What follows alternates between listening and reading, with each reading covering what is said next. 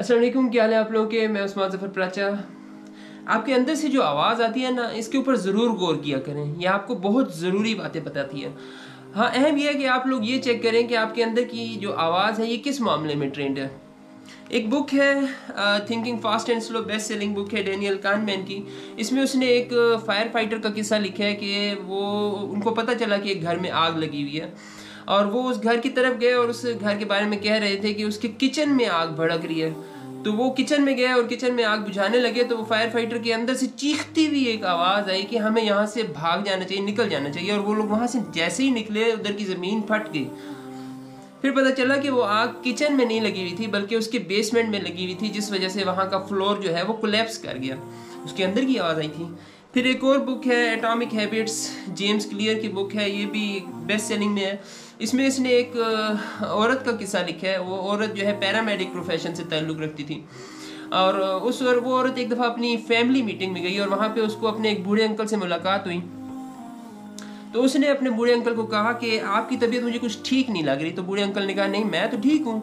तो उसने कहा नहीं, आपको अस्पताल जाना चाहिए और चेक कराना चाहिए। और कुछ घंटे बाद उस बूढ़े अंकल की लाइफ सेविंग सर्जरी चल रही थी, इस वजह से कि पता चला था कि उसके खून की एक रग बंद है, जिस वजह से उसके हार्ट अटैक के चांसेस बहुत ज़्यादा हैं।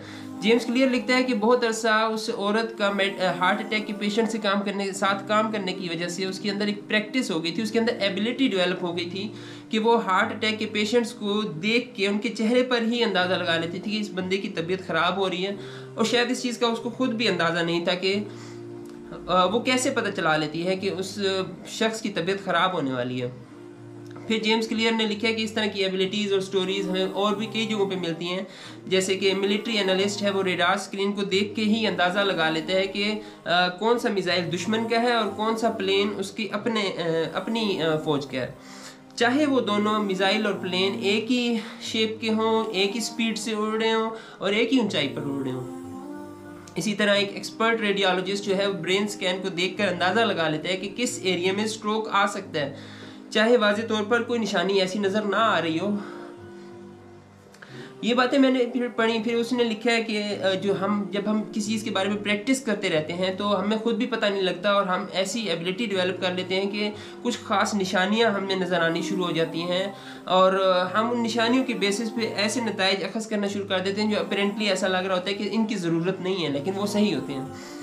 ये जब मैंने जेम्स क्लियर की बुक पढ़ी एटॉमिक हैबिट्स, तो ये आपने पढ़ी तो मुझे अपने एक भाई की बात याद आ गई। और वो इधर इस्लामाबाद की एक मशहूर यूनिवर्सिटी में टीचिंग करते हैं कि जब वो कहते हैं कि जब हमारे स्टूडेंट्स हमें कोई रिसर्च पेपर वगैरह देते हैं पढ़ने के लिए तो हम बहुत जल्दी उसका क्रिटिकल एनालिसिस कर देते हैं, जिसके बाद जो स्टूडेंट्स हैं वो परेशान हो रहे होते हैं कि सर इतनी जल्दी आपने चेक कैसे कर लिया।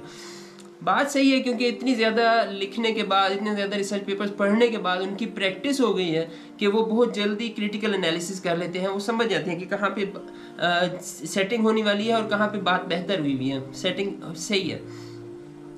ये ठीक है। आप लोगों ने खुद भी कई दफ़ा नोट किया होगा, मिसाल के तौर पे आप लोगों ने कई दफ़ा सुना होगा कि फ़लाँ दाई जो है वो औरत को देख के ही उसकी हालत का अंदाज़ा लगा लेती है, या फ़लाँ मैकेनिक जो है वो गाड़ी की आवाज़, इंजन की आवाज़ सुन के ही अंदाज़ा लगा लेता है कि वो गाड़ी में क्या मसला चल रहा है, कहाँ पर गाड़ी में ख़राबी है।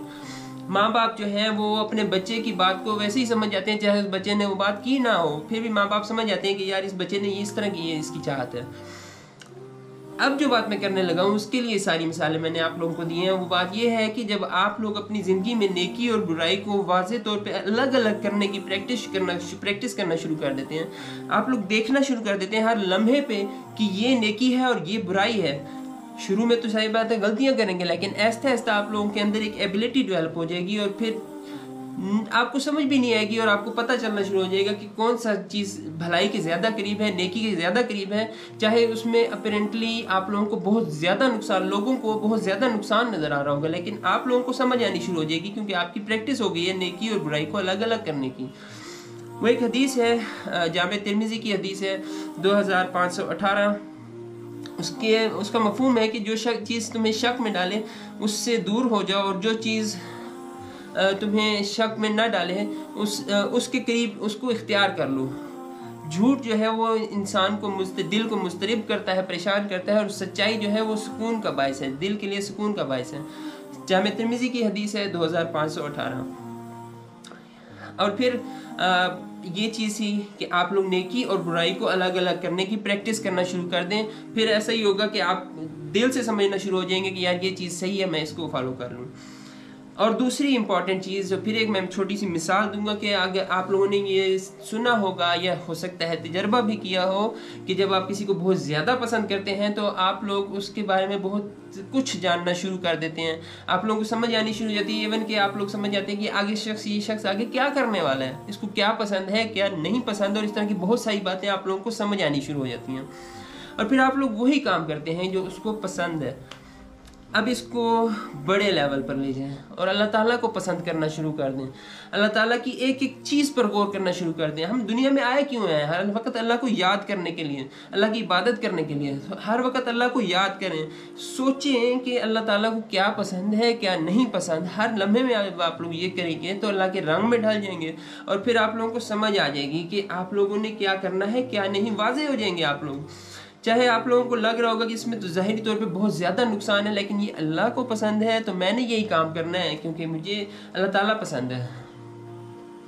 तो आप लोगों को चाहे नहीं भी इल्म होगा तो कहीं ना कहीं अंदर से एक आवाज़ आएगी होगी, यार ये अल्लाह को नहीं पसंद आएगा, मैंने ये काम नहीं करना। चाहे आप लोग अपरेंटली सोच रहे होंगे यार मैंने ऐसा कुछ पढ़ा नहीं है, लेकिन दिल से एक आवाज़ आ रही होगी। आखिर में एक अहम बात कि आप लोग जब अल्लाह की पसंद और नापसंद को एक वक्त आ सकता है कि आप लोग समझना शुरू हो जाएंगे, तो इसको दूसरे जाविये से देखें कि अल्लाह ताला आपको बहुत ज़्यादा पसंद करता है क्योंकि आप अल्लाह ताला की बहुत प्यारी तख्लीक हैं। वो हर वक्त आपके बारे में सोचता रहते हैं।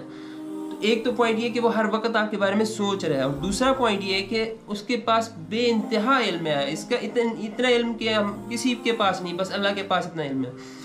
तो इन दोनों बातों की वजह से कि वो आपके बारे में हर वक्त सोच रहा है और उसके पास बेइंतहा इल्म है, तो जितना ज़्यादा वो आपके बारे में जानता है, आपके मुस्तकबिल, हाल, माजी, हर चीज़ के बारे में जितना ज़्यादा वो जानता है, आप खुद भी नहीं जानते, क्योंकि आप खुद भी अपने बारे में इतना नहीं सोचते जितना अल्लाह ताला आपके बारे में सोचता है।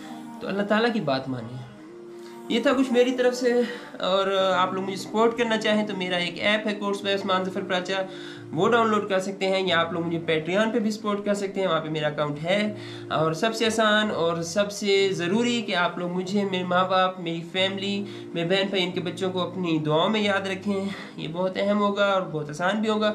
अल्लाह ताला आप लोगों को बहुत ज़्यादा खुशियाँ और कामयाबियाँ दें। आमीन।